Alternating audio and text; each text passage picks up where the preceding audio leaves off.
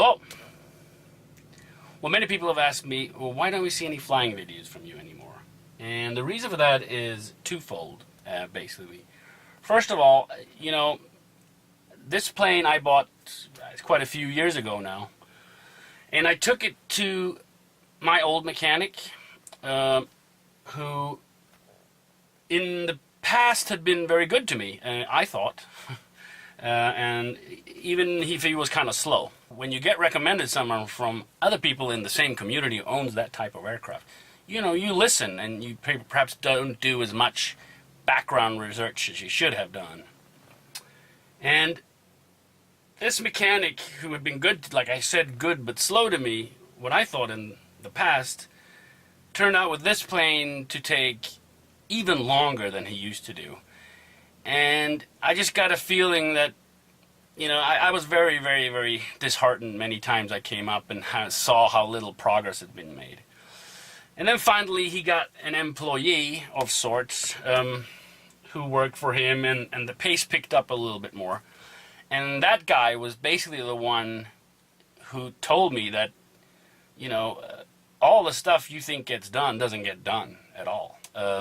So, you know, with that employee, this plane would still have been in the shop getting worked on, you know.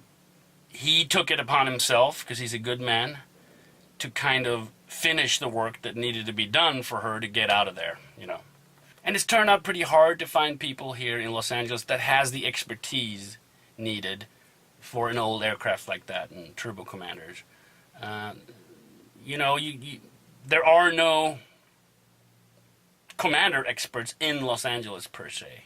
There are people who have worked a little bit on them, but they don't have the expertise that I think is needed to make everything correct.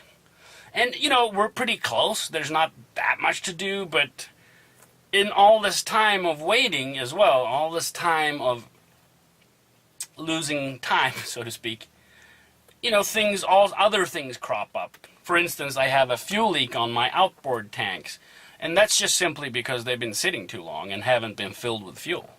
So they dry out and they crack, and they start leaking. Now, it's fine, I can still fly in my inboard tanks and I don't have to fill the outboard tanks, but, you know, it reduces my range to about 500 nautical miles, or about 2.5 hours in the air.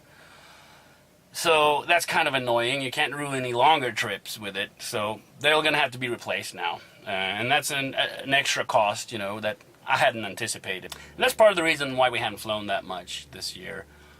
She flies great. There's nothing wrong with how she flies, or mechanically how she performs in the air.